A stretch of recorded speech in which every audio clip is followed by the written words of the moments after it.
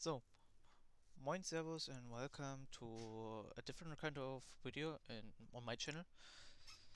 And today we are going to view the Trump and NATO and how he has changed the way he's viewed NATO, or the NATO is interpreted as an alliance. And first of all, I wanted to go briefly in on the situation or the history of NATO and the USA. So just gonna real quick. The US was the main founder from the NATO in the year 1949 and is even today the largest military and financial contributor in NATO, which isn't a surprise, thinking the economic power of the US, especially compared to the other countries or yeah, of other countries part of NATO. And the military, yeah, it has the most expensive military in the world, so it does have something to need. Yes.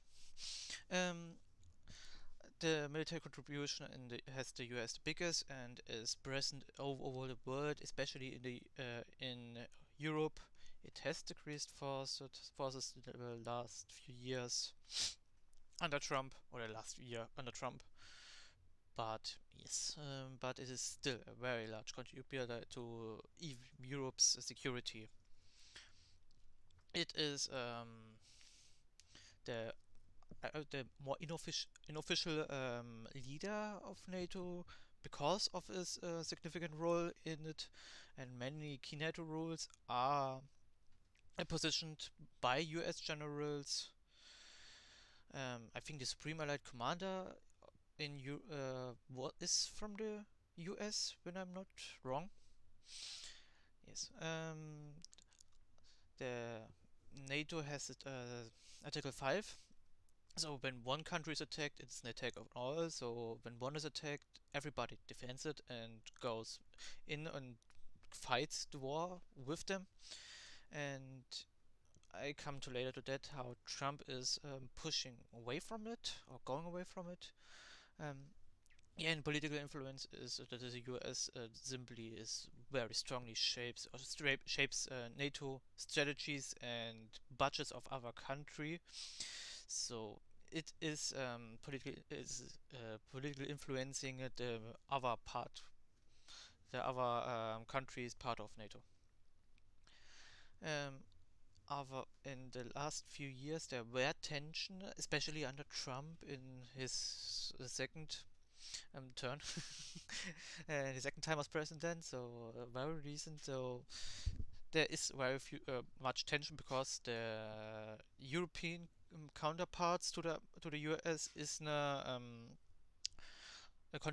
contributing not enough for the US view, so they just don't want to waste money on Europe, I guess. So yeah, and now we come to how Trump sees the whole thing. So in my base, Trump doesn't see it less than a defense alliance on itself, more like an alliance when the counterpart or the allies are fulfilling specific points that the US wants, so then they are qualified for defense, something like that. It is bit tricky. He hasn't said that he wouldn't necessarily defend Europe when it's getting attacked. So, and the US is definitely pressuring Europe to significantly increase the spending.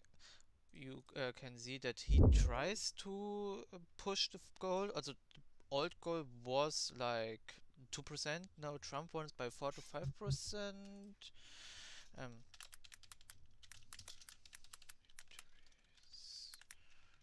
budget.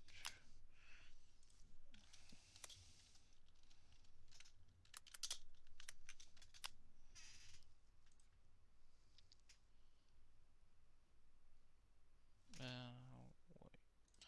so I found it. So here is the ranking in 2023, 2024, and you can see countries of the top to bottom countries. They are spending 2024 in total. What they spent.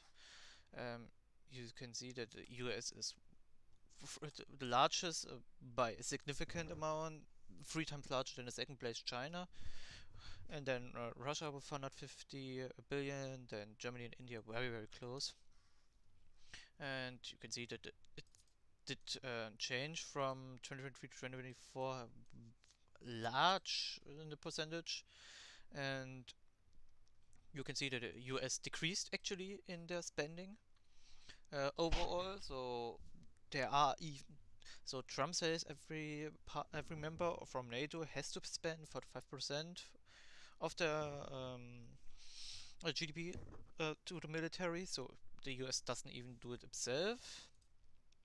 China 18.7. Russia is very interesting with 7%. Very much.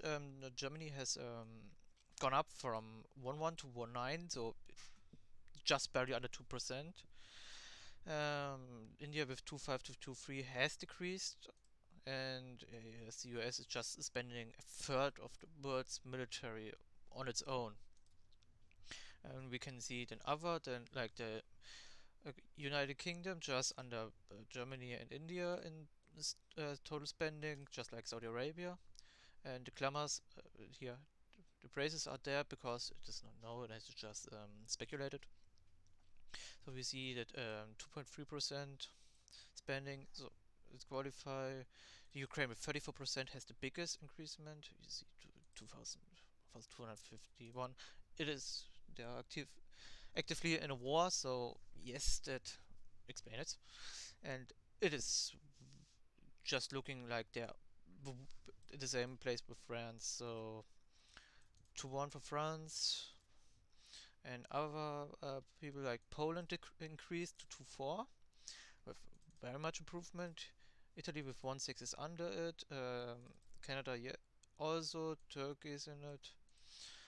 Netherlands is in it. Spain is out of it. So we see that there are countries, a lot of countries in the NATO spends the 2% goal, and I don't think it is very feasible for a country which is actively in peace to go to 4 to or even 5% of the budget to the military alone, because they have other costs, especially when you have social security other than the USA.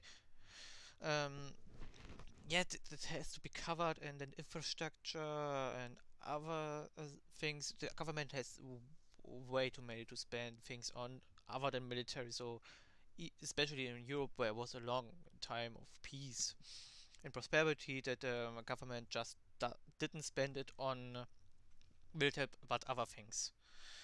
Um, so, and now I talked about it earlier, as I mentioned NATO briefly, that Trump wanted to trigger the Article 5 or just didn't hold it. So I found it. So Article 5, and Trump said if they don't pay, I'm not going to defend them. Which clearly shows that there are not. This is not an alliance in itself that is going to definitely defend it, just like under Biden it was, but more like if they reach the target, then they get to be defended.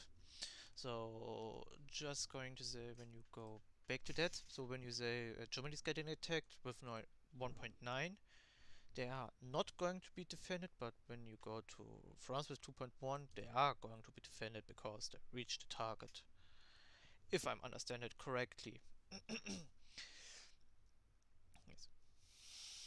And even he later says he stands with all behind them. Yes, it's German, I know, crazy.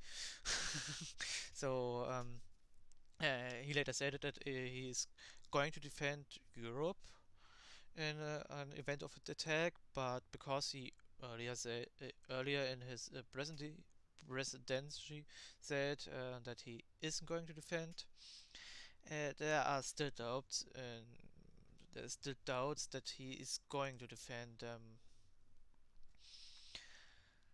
And you saw, or you mostly saw, going to another point, that a few years back that NATO was still a big, or as NATO was that one alliance who is talking for themselves, so as NATO, not as Germany or USA, when it's going to be on defensive matter, but um, as one country, you could say, as one union.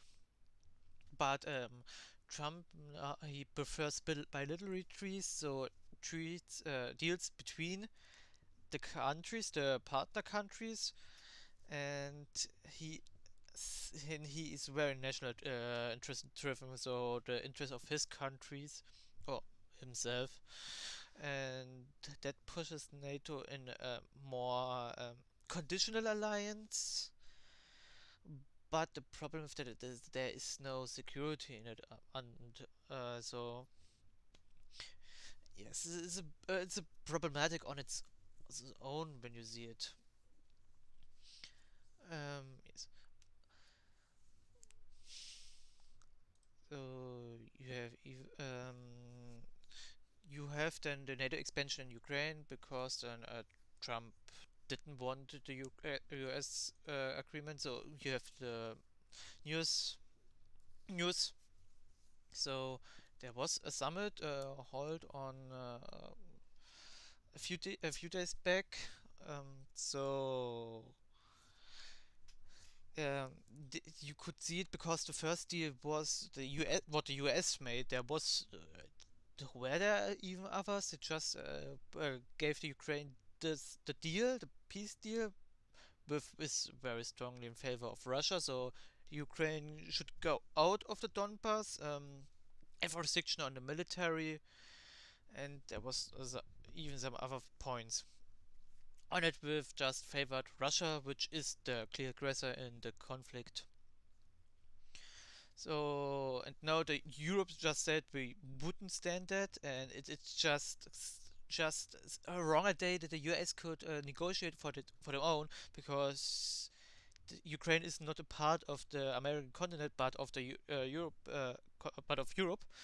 So the European Union should be have a say in it, and that's why there was a peace summit about a ceasefire, or in Berlin, where I think mostly Italy, Germany, and France talked, and yes, to overwork or change the treaty or the deal that Trump gave to the Ukraine more favorably for the Ukraine, or more in order with the European Union's ideology, morals, ideas. Zelensky would be just today would he be on the summit? So yes, he was yesterday. Yesterday, yes. Yesterday he was in Berlin to the summit. So even Ukraine got a voice, which is just a clear need when you want peace with Ukraine, Russia. You need the voice of at least Ukraine firstly, and then of Russia, because both have to support peace. I say yes. So yeah, the Europe stands behind Ukraine, and the US, they just um, it's not clear where they stand, because it just like couldn't really say, because sometimes they say Russia is not that bad. Sometimes they say I stand with Europe, and sometimes they say they are just for themselves. So America first, MAGA. Yeah, it's it's come of the situation where they stand, and because of that, Europe has awoken, I say. So with the German leader, so Chancellor Friedrich Merz, Chancellor, says that Europe needs more independence from the US. Um, you know, and yes, the Europe or Trump, which I think JD Vance said it, that America wants to save democracy in Europe. I don't know where this is America first, because it is not in the Americas, as I said, but in Europe. And Matt said we just did it always our own. And but he did not decline oil, because he said he confirms the assessment of the Americas that Europe needs to be more independent from the US in itself, and it is going to be, as I showed, that their countries are more and more increasing the military spending to good amount, to a decent amount, to be able to defend itself until the Americas finally decide to show up. So um, but the problem is that Europe does have some weaknesses which they can't really come out of it, because they're just dependent on the US satellite system, for example. And that is something that you have to build up for decades, just like the US did. So it just takes a very long time, and it's very, very expensive, and it's something that the EU has to do, not the single country, because the countries could stand it, but it wouldn't make much sense from a alliance perspective or a cost perspective to say. And it's, in short, Trump's put very big pressure on his allies to spend more on defense, only allowing the defense or the Article 5 if they paid it, which is, or he does not. He says it and then he says some other. But the thing is that he is definitely pushing NATO from an unconditional defense, a mutual defense pact, to a conditional defense alliance. As I said, with the uh, pay goal, he emphasizes NATO. I think he never did emphasize NATO as an unconditional alliance, and I think this is a problem for itself when you do it slowly over years. Yes, that could be a good thing, not really as a good thing, but you know what I mean. It would be way less damaging for the reputation of NATO or the US itself. So, and a slow shift. It doesn't just tweet on Twitter, "We are going to defend Europe when they pay." It just, it's more like you pay someone to defend when you have a friend who was going to defend you, but now needs or wants money to defend you, and when not, he just going to watch how you get beaten up or killed, literally. That were things. Um, and I talked about a lot about Trump, and Trump's favorite thing for anything bad in the US is always Biden. So I just going to be a little difference between Trump and Biden. So first of all, as I said, Trump sees it as a deal, as something you have to pay to stay in, and Biden just views as a strategic alliance, as a core of U.S. diplomacy, and as much has to be protected, has to be prioritized, and by Trump it's just one of his deals, literally a big deal, but one of his deals. Um, by Article 5, Biden always said it is sacred, unconditional, and he will always defend no matter what. By Trump, as I said, that he casted a doubt. He said as a lifetime watch he is going to defend, but um, but he earlier said that he's only going to defend when they pay. I If they don't pay, I'm not going to defend them. It was the first thing. Then we say we are standing with all we have behind NATO. Um, Then the defense spending. Trump did put very much pressure on the on the countries to get them increase their budget to, yes, to even over 2%. And as I say, 4 to 5% was, I think, his was his goal. Don't think it got through, but just to say, it is a little bit big for a country in peace. So you can see that countries like war with Russia, was Russia overspent it on military because it's more and more becoming a militaristic state.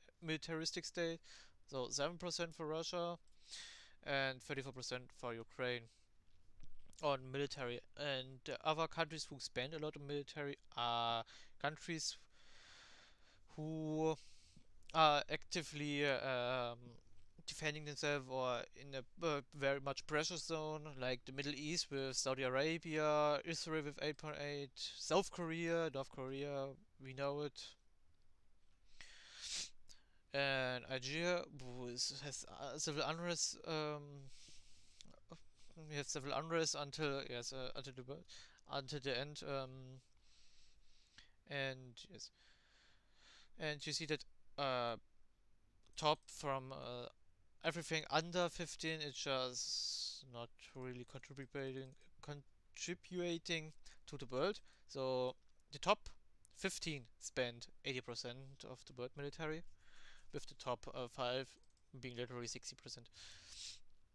So he wants to up this defense budget even more than it is already, and Biden just said he supports the 2% goal, but he he doesn't really pressure them. He does rely more on diplomatic manners, like the no diplomatic manners to put it, not like just threatening straight up, which is crazy to threaten your long-term friend, your ally. Yeah, and yes, and Biden asserted so NATO always as a multilateral cooperation, so that NATO was was the decision maker for NATO.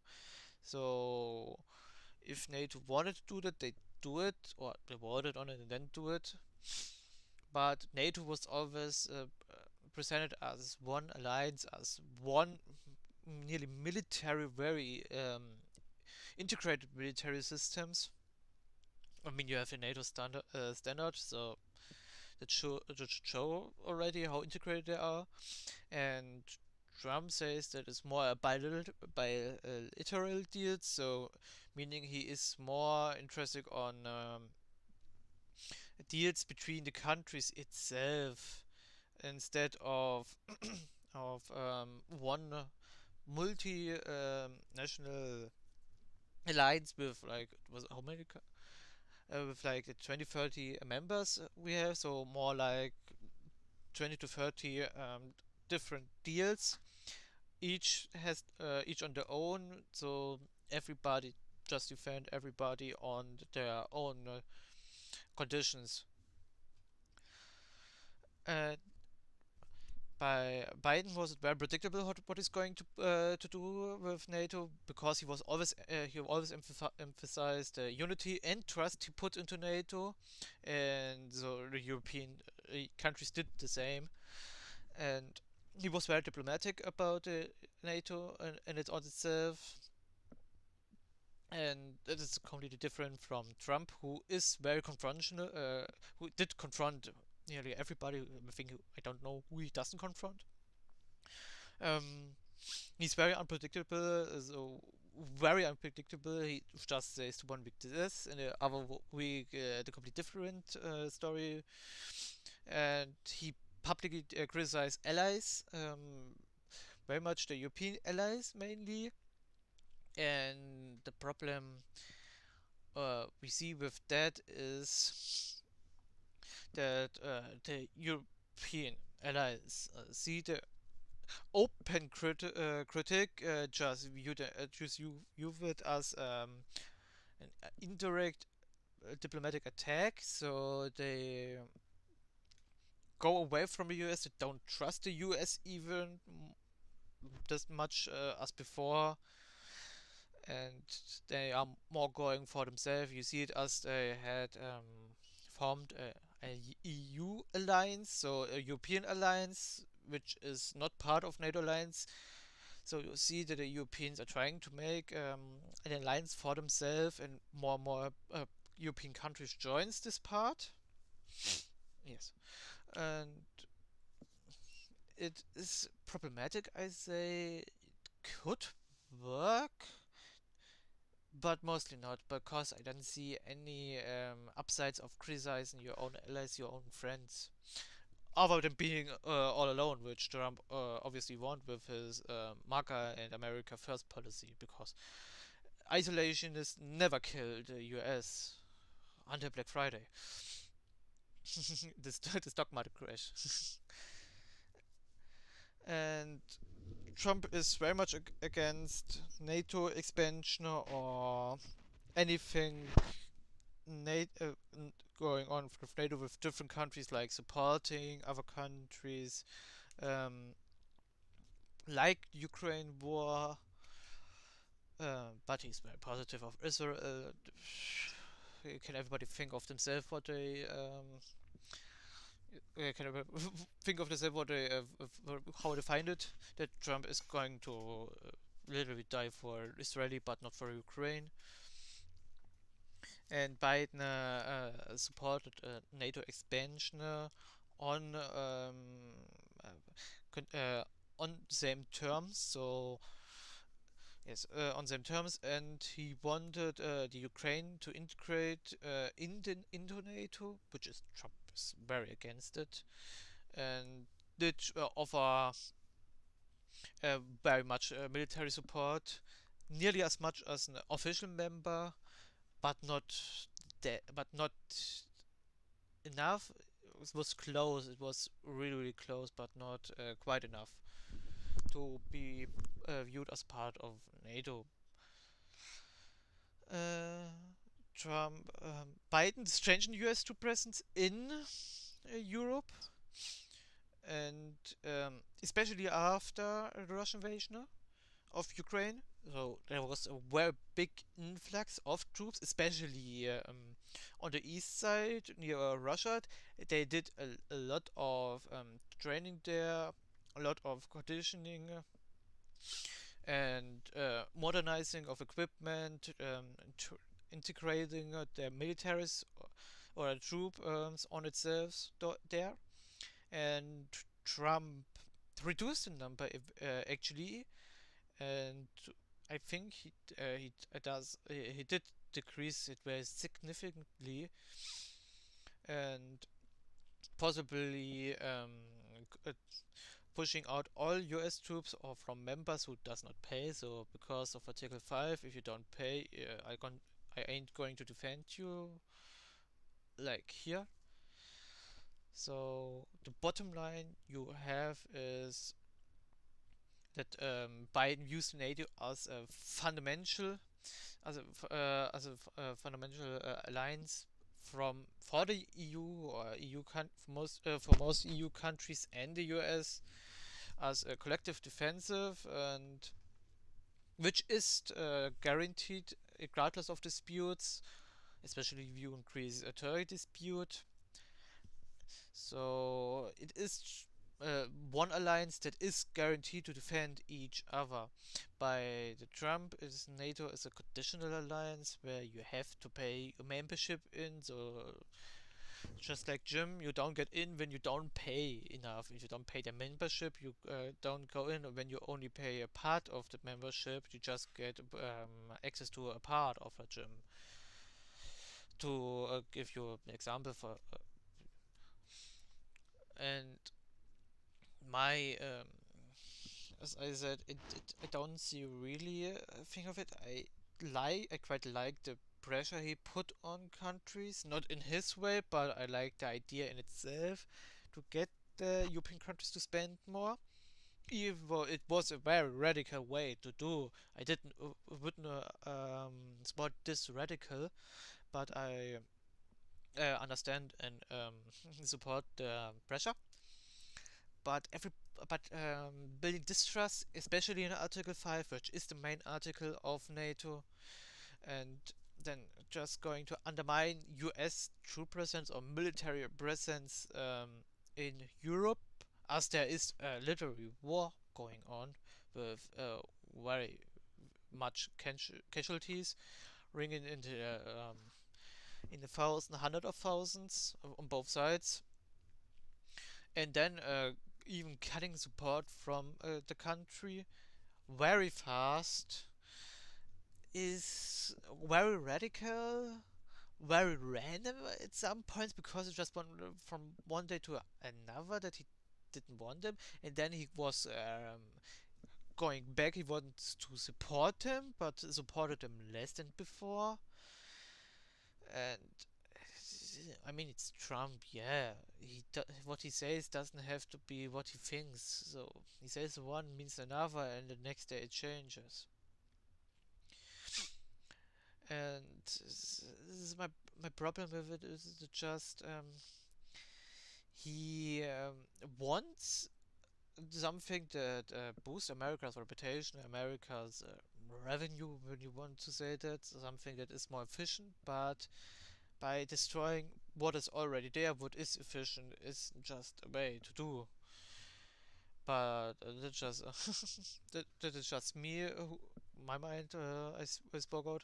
So if you have a different idea, if you have a different viewpoint, something you want to talk about it, or completely different, just put it in the comment section and I'm going to answer it if I see it.